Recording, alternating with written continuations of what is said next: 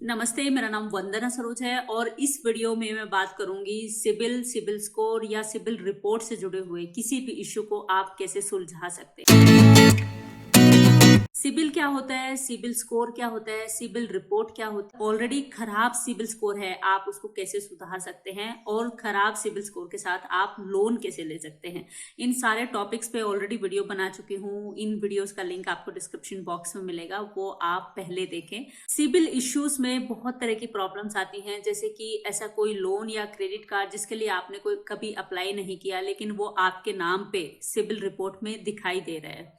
Second, अगर कोई आपकी पर्सनल इंफॉर्मेशन है जो कि गलत अपडेट हुई है। एंड थर्ड, जैसे कि कोई लोन आप ऑलरेडी बंद करा चुके हैं लेकिन इसका स्टेटस सिबिल रिपोर्ट में अभी भी ओपन दिखाई दे रहा है। अगर ऐसी कोई भी प्रॉब्लम या कोई भी गलत डिटेल आपको अपनी सिबिल रिपोर्ट में दिखाई देती है तो ये आपके सिबिल स्कोर को बहुत खराब कर सकती है।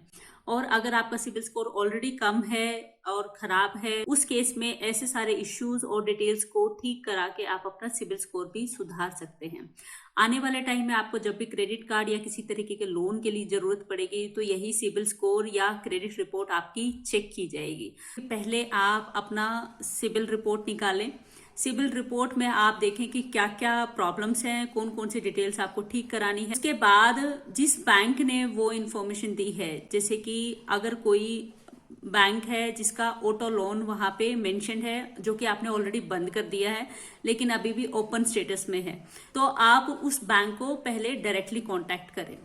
उसके बाद वहां से वो डिटेल्स चेक करें कि वहां पे उनके रिकॉर्ड्स में वो उस लोन का स्टेटस ओपन है या क्लोज्ड है। और जो नो ड्यू सर्टिफिकेट है वो भी उनसे जरूर ले अगर आप पहले लेना भूल गए हैं। अब नो ड्यू सर्टिफिकेट क्या होता है, लोन रिटर्न ऑफ क्या होता है, लोन सेटल्ड क्या होता है, लोन क्लोज्ड क्या होता है, इसके लिए भी वीडियो है, लिंक डिस्क्रिप्शन बॉक्स में है, वो आप पहले देखें। तो ऐसे सारे इश्यूज को नोट डाउन करके उस कंसर्न बैंक या क्रेडिट कार्ड कंपनी से पहले उन डिटेल्स को अपडेट कराएं। ईमेल अगर आप करेंगे तो साथ में जो सिबिल रिपोर्ट है उसको भी अटैच करें और उसमें मार्क करें, दिखाए कि ये प्रॉब्लम है, आप इसको ठीक से अपडेट करो।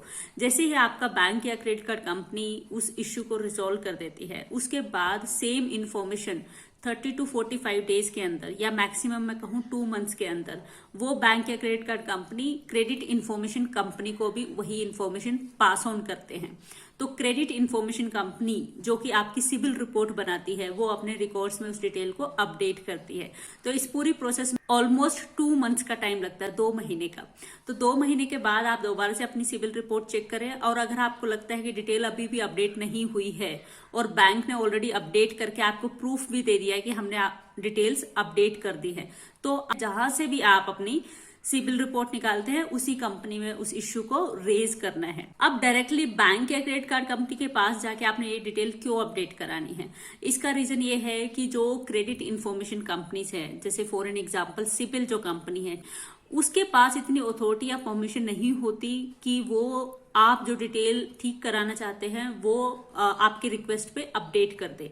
वो भी पहले आपके बैंक या क्रेडिट कार्ड कंपनी से कंफर्मेशन लेती है। इंडिया में इस टाइम 4 क्रेडिट इंफॉर्मेशन कंपनीज हैं। सबसे पुरानी जो कंपनी है वो सिबिल कंपनी है, जिसका नाम ट्रांस यूनियन सिबिल है। अगर आप अपनी CIBIL report TransUnion CIBIL company से निकालते हैं, अगर आप इनकी पेड सर्विस लेते हैं जहां पे आप पे करते हैं, उसके बाद आपकी लॉगिन आईडी और पासवर्ड जनरेट हो जाता है लॉगिन करने के बाद, और जब सिबिल रिपोर्ट आप देखेंगे तो वहीं पे सिबिल रिपोर्ट में ही ऑप्शन होता है डिस्प्यूट को रेज करने का। और जो भी आपको इश्यू लग रहा है, अमाउंट चेंज करना है उसमें, मेरा क्रेडिट कार्ड की जो क्रेडिट लिमिट थी वो 1,00,000 ना होकर 90,000 थी, गलत अपडेटेड है, तो वहां पे आप 90,000 ऐसे लिख के सबमिट कर सकते हैं। अगर आप मेल करके अपनी प्रॉब्लम्स को रिजोल्व कराना चाहते हैं तो वो ऑप्शन भी है, स्क्रीन पे आप एड्रेस देख सकते हैं। आगे जितने भी डिटेल्स मैं आपको देने वाली हूँ उन सब के लिंक आपको डिस्क्रिप्शन बॉक्स में मिलेंगे। कोई भी क्रेडिट इंफॉर्मेशन कंपनी मैक्सिमम 30 दिन का टाइम दे सकती है आपकी क्वेरी पे रिस्पोंड करने के लिए। तो आपको ईमेल आ जाएगा कि ये डिटेल अपडेट हुई या नहीं हुई, या फिर आप अपने बैंक या क्रेडिट कार्ड कंपनी से कांटेक्ट करें। इसीलिए मैं सजेस्ट करती हूँ कि पहले अगर कोई सीरियस इशू है तो अपने बैंक या क्रेडिट कार्ड कंपनी से उसको ठीक कराएं, रिजोल्व कराएं, उसके बाद ही सिबिल में उस डिटेल को अपडेट करने के लिए रिक्वेस्ट डालें। ये एक वीडियो ऑलरेडी आपको डिस्क्रिप्शन बॉक्स में इसका लिंक मिलेगा, और इसमें मैंने बताया कि आप फ्री में सिबिल स्कोर कैसे चेक कर सकते हैं और अपनी क्रेडिट रिपोर्ट फ्री में कैसे निकाल सकते हैं। क्रेडिट रिपोर्ट है ये, सिबिल रिपोर्ट जिसको बोलते हैं, और यहाँ से रेज अ डिस्प्यूट का टैब भी है। तो अगर आप इस पे क्लिक करेंगे तो भी आप डिस्प्यूट रेज कर सकते हैं। अब इस सिबिल रिपोर्ट में ही ऊपर कंट्रोल नंबर दिया होता है। अगर आप ट्रांस यूनियन सिबिल पे कंप्लेन रेज कर रहे हैं तो ये कंट्रोल नंबर आपको जरूर चाहिएगा। क्रेडिट रिपोर्ट में ही जब आप ये अकाउंट इन्फॉर्मेशन, इंक्वायरी इन्फॉर्मेशन या पर्सनल इन्फॉर्मेशन पे क्लिक करेंगे तो सारी डिटेल आ जाएगी।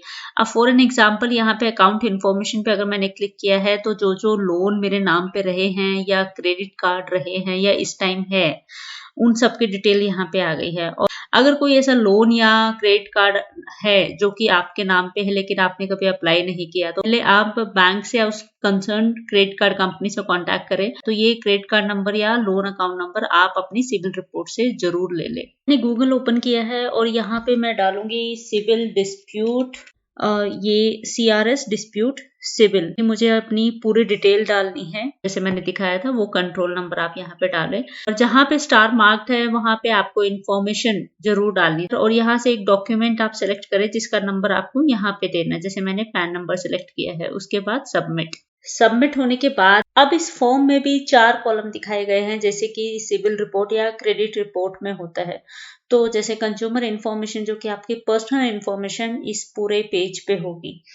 अब एम्प्लॉयमेंट इन्फॉर्मेशन, अकाउंट इन्फॉर्मेशन में कौन कौन से क्रेडिट कार्ड आपके नाम पे हैं या लोन है उनकी इन्फॉर्मेशन दिखाई देगी। इंक्वायरी इन्फॉर्मेशन, कहाँ कहाँ आपने अप्लाई किया, किस क्रेडिट कार्ड या किस तरीके के लोन के लिए, कितने अमाउंट के लिए। जब ये फॉर्म मैं भरती हूँ तो साथ में अपनी सिबिल रिपोर्ट मेरे पास होनी चाहिए ताकि मैं देख सकूं कि कौन सा इश्यू मुझे इस फॉर्म में रेज करना है। अब जैसे कि मुझे लग रहा है मेरा नाम ही गलत है तो मैं यहाँ पे वंदना डालूंगी। अब ये देखिए रेड कलर का आ गया है। अगर रेड कलर आता है तो इसका मतलब आपका इश्यू एक्सेप्ट कर लिया गया है और जो सिबिल कंपनी है वो ये इस इश्यू को या इस डिस्प्यूट को फॉरवर्ड करेगा आपके बैंक या क्रेडिट कार्ड कंपनी को कंफर्मेशन के लिए कि क्या ये डिटेल ठीक है या गलत है उनके रिकॉर्ड्स में।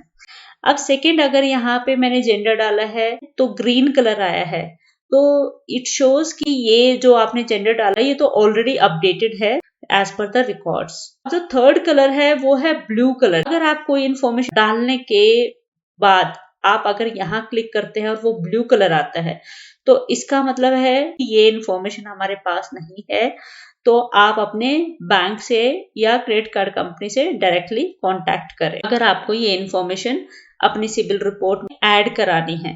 तो ये 3 कलर हैं जो मैंने आपको समझाए। ये फर्स्ट पेज है कंज्यूमर इन्फॉर्मेशन का, इसमें पर्सनल इन्फॉर्मेशन है। अगर आपने कोई भी डिटेल अपडेट करानी है डायरेक्टली यहाँ पे डालें। जैसे मैं एग्जांपल के लिए दिखाती हूँ, ये मैंने पैन नंबर डाला है। अब ये दिखाएगा कि क्या स्टेटस है। तो अगर मैं यहाँ पे क्लिक करती हूँ तो ये कह रहा है कि पैन नंबर के लिए ये अपडेट कर देंगे, बट सिबिल कंपनी पहले आपके बैंक या क्रेडिट कार्ड से कंफर्मेशन लेगी कि ये डिटेल ठीक है या नहीं है। अगर आपको लगता है कि कोई डिटेल आपने गलत डाली, रिसेट कर सकते हो। सारी डिटेल मेरी रिसेट हो जाएगी। कंज्यूमर इन्फॉर्मेशन डाल दी है, उसके बाद मैं इसको सबमिट नहीं करूंगी। फिर मैं जाऊंगी एम्प्लॉयमेंट इन्फॉर्मेशन के पास। उसके बाद आप जाएंगे अकाउंट इन्फॉर्मेशन में। अकाउंट में आपके क्रेडिट कार्ड और लोन उससे जुड़ी इन्फॉर्मेशन होगी, जैसे कि किस डेट को आपका लोन स्टार्ट हुआ था या क्रेडिट कार्ड स्टार्ट हुआ था। अब टाइप क्या है, क्रेडिट कार्ड है या लोन है। फिर उसका बाद करंट बैलेंस, ये सब आपको सिबिल रिपोर्ट में मिलेगा। और ओनरशिप कि भैया आपके ही नाम पे है या किसी और ने आपके डॉक्यूमेंट्स को मिसयूज करके आपके नाम पे कोई लोन इश्यू कराया है या क्रेडिट कार्ड लिया है।